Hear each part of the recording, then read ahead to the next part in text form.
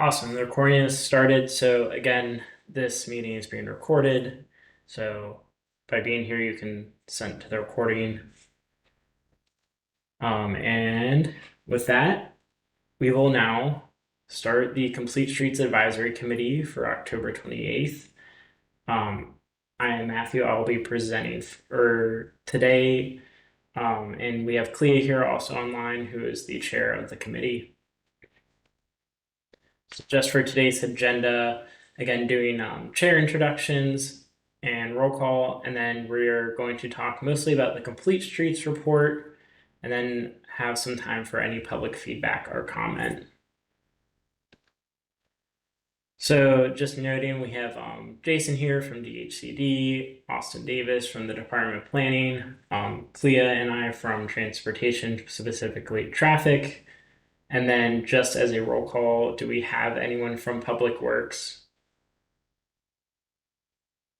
Okay, I'll take that as a no. And then has Chief Eames joined? Okay, I take that as a no. And just pausing here, do any of the commissioners have any comments, questions before we get started? All right. So we have just recently wrapped up finishing the 2025 annual report for the Complete Streets Initiative. Again, today we're going to be going into the data for that. You can find the report once it's fully published online at the Complete Streets website, which is linked here. And it will, of course, show up, above the 2023 and 2024 report.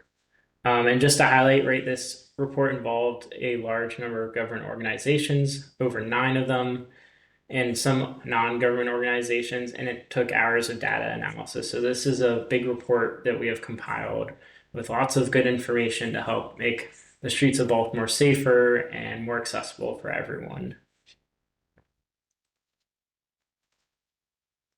So what, just in general, for those who are new, what is covered in the Complete Streets manual, right? It's a system-wide improvements, so safety, green infrastructure, and just general project tracking. So that's mostly on the quick build level. And there is an appendix 2 for open construction projects. It also has breakdowns on walking infrastructure, bike infrastructure, and transit.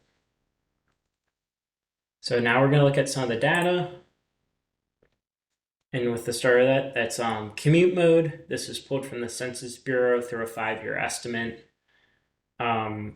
The big highlight here is just that remote work has increased from 6.2% in 2022 to 15.9% in the last data pool.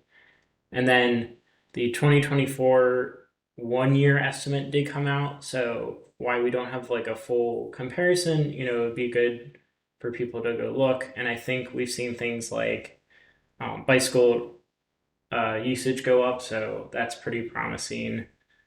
And yeah, and I guess with the remote work increasing, the biggest decreases we saw were in driving alone, which you can see in 2022 rate was around 65% and is now 56.8%. And with that came a little bit of also a transit drop from around 12% to 11.5%. Now we look at commute times. So again, pulling from the same information or same source of information, just comparing from last year, 2022, the commute times are about the same. This is still just below the pre-pandemic average. So even as more people are maybe coming back into office in the future, there still might be some impacts of remote work, as we've seen in the prior slide.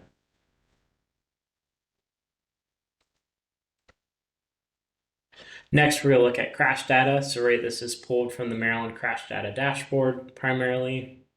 There are over 15,000 total crashes in Baltimore City for 2024.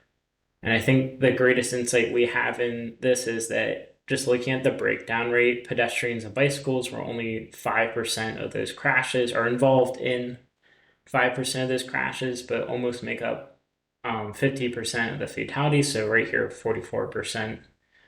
And I think the biggest thing we pull from this is you look at the fatalities and injury rate. they're significantly higher or, almost triple what the rate is for the crashes. So what we're drawing from that is that, right, these are vulnerable road users. Even though they're only in 5% of the crashes, they're still making disproportionate statistics with, those who are severely injured and those, again, who have then died of that crash. So again, highlights the importance of the Complete Streets initiative and why it's not fully out. We do have some initial preliminary data that shows that Complete Streets initiatives done here in Baltimore are helping reduce those crashes.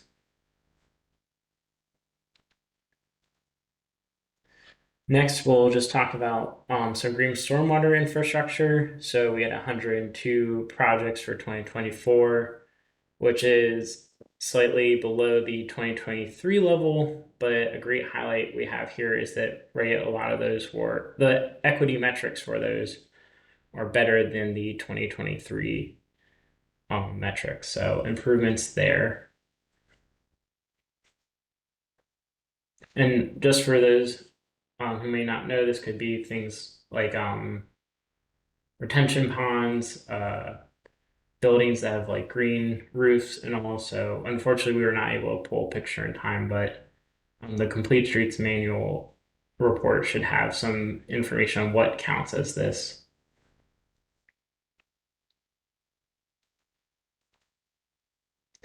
Next, we're looking at trees planted. So, right, trees have significant impacts on our streetscapes and also the lived environment. We had nearly the same amount as 2023 planted with pretty similar equity metrics, just some slight differences with median income and all. So, pretty significant process for keeping up with the pace that we had in 2023, which is also better than 2022, and distribute them in a fairly equitable manner.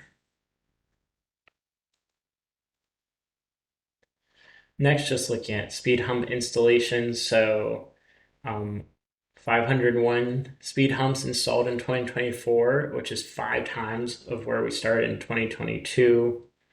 And also our equity scores are remaining fairly similar to both those years. One thing that, transportation does want to put in here is that why we have a lot of speed hump installations, we are going to look, currently this year and into the future, just finding alternate traffic calming measures more akin again to quick builds that may replace or supplement these projects or supplement, our traffic calming requests. So just trying to increase the tool belt that is available to Baltimore City when people make those traffic calming requests.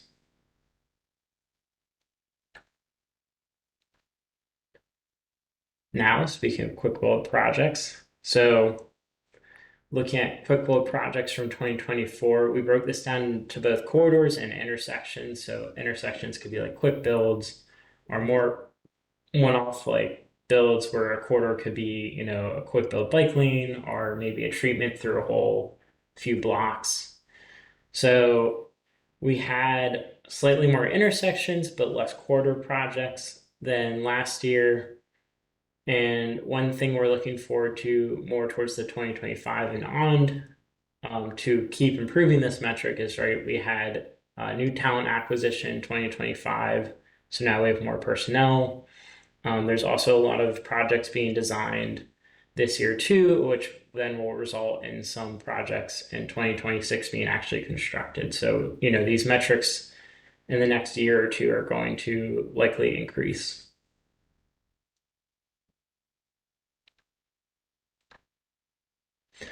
Resurfacing. So maybe the big highlight here, if you look at the data, right, we're traditionally floating between 15 and 30 miles being resurfaced, but now we're aiming for almost 100 miles as of this year and next year. So this is mostly related to our highway user revenues, allowing for the increase in mileage, thanks to, our state legislative partners and all. It's a very big highlight, that working great with the state has led to, again, these increased highway user revenues. And the key to maintaining, this large amount of resurfacing is maintaining that relationship and maintaining that highway user revenue.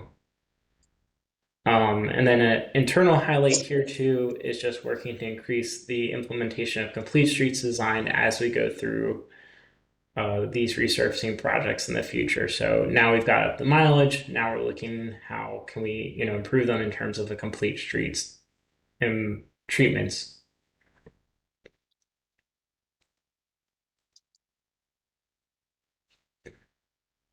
Next is our Main Street business inventory. So that was provided by the Baltimore Development Corporation. And our biggest takeaway in this was that, okay, a majority of these places have not or do not have complete streets projects except for the Hamilton Lorville area, which is, there with Pigtown and Fells Point. And they just recently received their treatments, whether it be late 2023 or a mid 2024 project. So right now we're, not sure if that data is just from new businesses opening or impacts from inflation and the broader economy. So it'll be valid to wait till future years to kind of see how that settles out and what that long-term impact is. Just recognize we have a question, so when we get to the feedback area, we can go back and answer that question. Sidewalk maintenance. So again, similar numbers to 2023, we had 417 sidewalk projects. And this is the display of them. I think the thing we want to highlight here is, again, similar equity metrics to 2023 and a wide dispersion of these projects. New bike facilities. So kind of similar to our quick builds, we had 1.3 miles and 36 intersections. And most of those intersections are right because you have a long corridor that hits multiple intersections. And what we're looking forward to is 2025 and 2026, we expect this number to be larger, especially again as we have the talent acquisition and then some planned projects are being executed.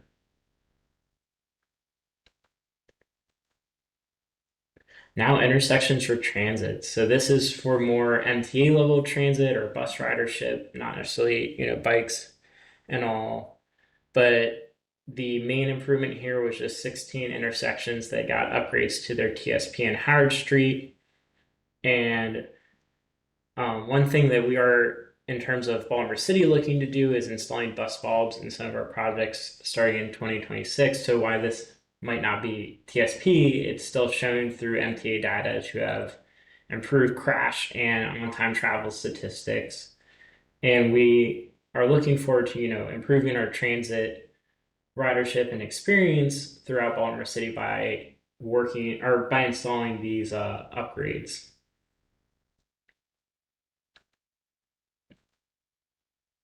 Bus stops or shelters. So going along with our transit, right? If you're relying on transit, having a safe place to wait for your bus. Overall, 36 shelters were installed, pretty similar to 2022 and 2023. I think, and also just to highlight, right, these are done by our MTA partners. And also a big shout out to them. This is not necessarily Baltimore City doing this work. This is MTA. So they're keeping up with the work from 2022 and 2023. And the big thing to highlight here too is that their equity metrics are significantly improved from both those years. So it is, important for us, Baltimore City, to take our time. Thank you, MTA, for doing this hard work, and also congratulations on such a big improvement in the equity metrics too. That's a very significant step forward.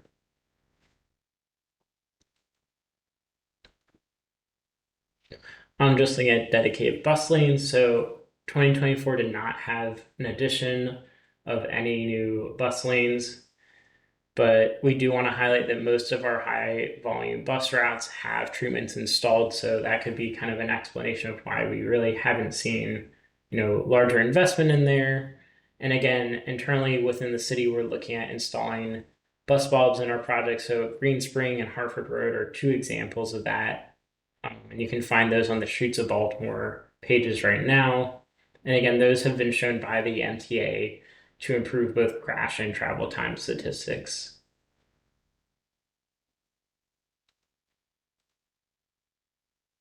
And then finally, looking at on-time performance. This is an MTA and BCDOT provided data set. So we mostly do Charm City Circular, but obviously Light Rail, CityLink, the express buses, the local links are all MTA.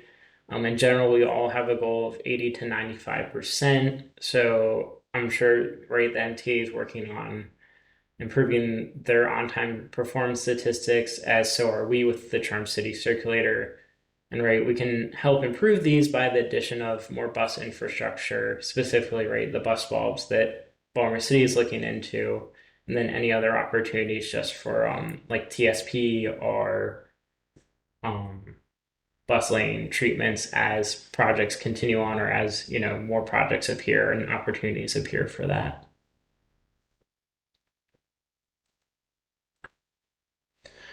So I just threw a lot of data at everyone. I appreciate you guys all listening. I think us, Baltimore City, looking back, what we parsed out of this is that, hey, we had a large investment in transportation and saw strong returns from it. So this is everything from expanding the Charm City circulator routes. Right, we expanded the purple and launched the new cherry route and saw a 33% increase in circular ridership. Also, thanks to investments, we saw a 38% increase in the harbor connector utilization. So um, right, when we invest in transit, we do see great outcomes, and we can take that moving forward with, improving again our transit infrastructure with those bus bulbs, or if we have opportunities upgrading, bus lanes or other projects. So we are doing like a maintenance rewire project with some of our signals, and with that, we are also looking at making sure that the TSP is maintained. So right, all that investment is going to lead to better ridership outcomes and better service provided to the citizens of Baltimore. And a big thing we look forward to in next year's report is, hey, it'll be 5 years since the release of the Complete Streets Manual. So maybe doing a 5-year review of historical data.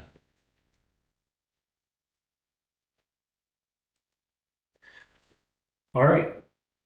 So I'm going to pause now and we'll look over some questions or take any comments. I'm entering my or exiting so I can look at the WebEx.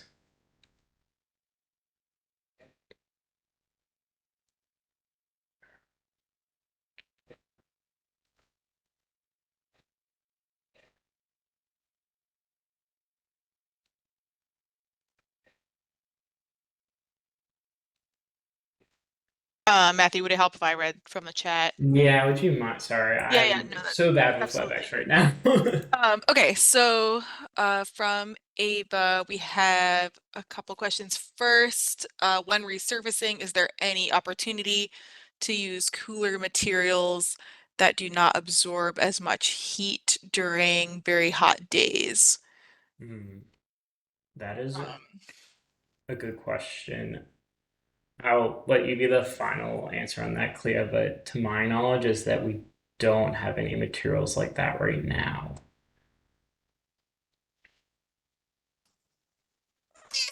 Thank you. And maybe that there's an opportunity there to explore some of those materials. I know we had been trying to explore this in the past where there's certain types of whether it's like reflective paints or other cooler materials, I believe like mixing rubber into asphalt and I some of the questions that were raised were whether or not like these materials are approved to for use in the city based on the regulatory standards. So Clea, maybe if that is, or Matt, something that you are willing to just have a side conversation with, I'd be happy to just further explore that, possibility.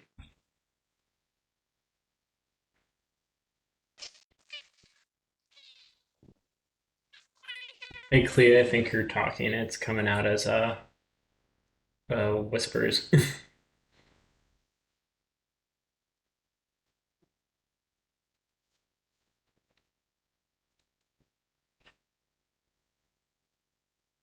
And I can email you guys and maybe set up some separate time to talk. Yeah, we could do that, and definitely, right, we can always bring it up internally and see what we can do. Um, yeah. Okay, and then you had also the second question too, which are there standard designs for bus shelters? In any sense whether MTA would be willing to explore new designs that bring different elements. Sorry, chat shifting. Different elements which help riders. So I can't fully answer that because right, we're Baltimore City. I at least am not sure we have an MTA rep here on the line that could cover that.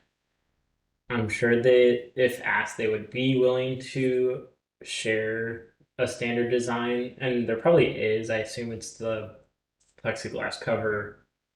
And would they be willing to explore new designs? I'm not entirely sure. I know that at some programs they do have like unique bus shelter design. So the if you go to Highland Town, there's like the big bus. Um, it's like a bus bench, but it also is literally spelled out in bus is a special program. So there may, when there again are special programs and funding opportunities, the ability to deviate from a standard design and get those as more like artistic pieces or that serve a specific function. Does that answer the questions? Yes, it did. Thank you.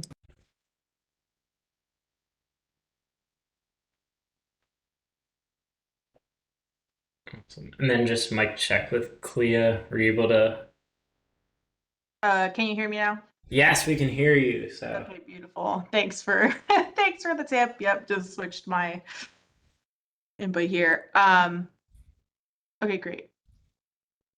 I see next question in the chat. Noting it seems to me that one of the biggest barriers to complete streets has been community pushback from drivers. And has DOT found any strategies that help reduce this pushback? I can speak on this a little bit. I would say some of our strategies that we're looking to now are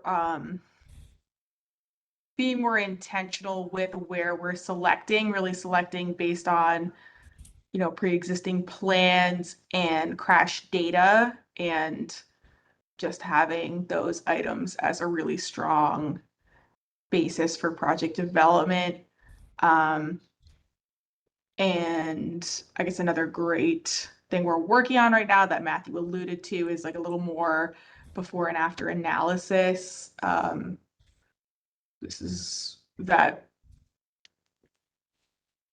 we don't have, we don't have the full like presentation materials currently, but that's another item we're working on, just kind of showing, you know, that we are finding these treatments effective in meeting their goals of reducing crashes and really improving safety. So that's going to be, I would say, a strategy moving forward, sort of leading on those items.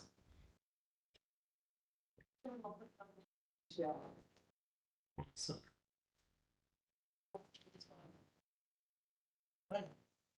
Okay, I guess right now that's the only two questions or two people that have asked a question.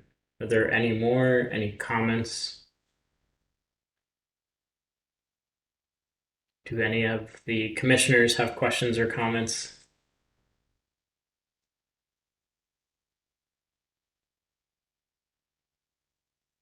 Actually, I was just going to add, Matthew, to your point. So the report itself has been released to mayor and city council, and we're anticipating getting that posted to the website, as Matthew noted, its location within the next few weeks, so in November. This is a pretty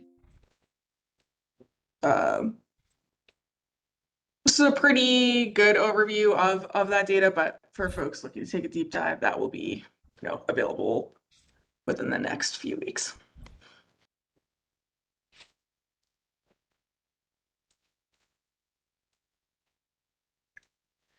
Awesome.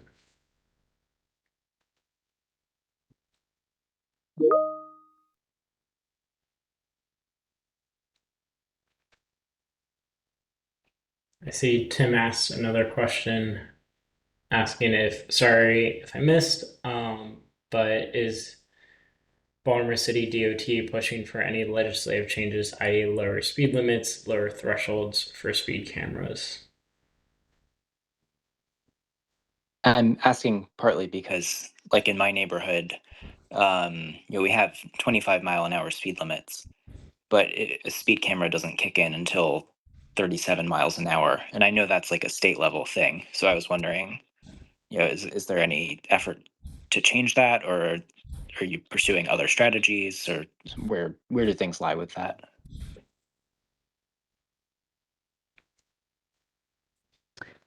Yeah, I can speak on that. So for the speed cameras, to my knowledge, we are not currently working on anything of that, but Mhm. that is something I could send, I guess, a suggestion to our legislative and speed camera teams. Thank you. In terms of lowering speed limits, we are fortunate that legislatively, I believe it was fairly recently passed that we have the ability to lower speed limits as long as there is not. It's a little bit more stricter if there is a speed camera, but if no speed camera,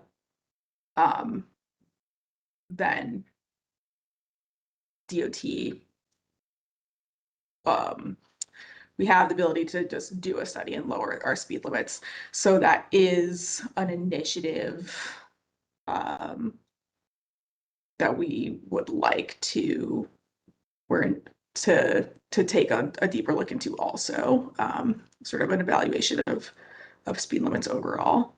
Thanks. Yeah, I think that would be really exciting, especially like on residential streets.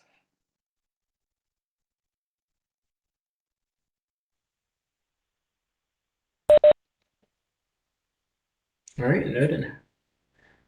I guess if there's no further questions, shall we adjourn? Yes, I'm putting forward as a commissioner motion to adjourn. And just needs a second.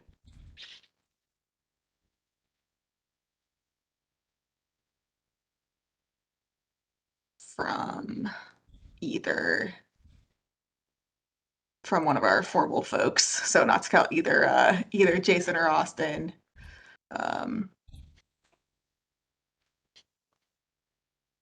Yeah, I'm good.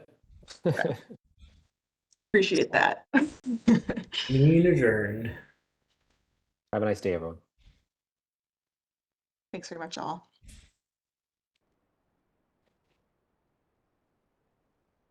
All right, recording is ending.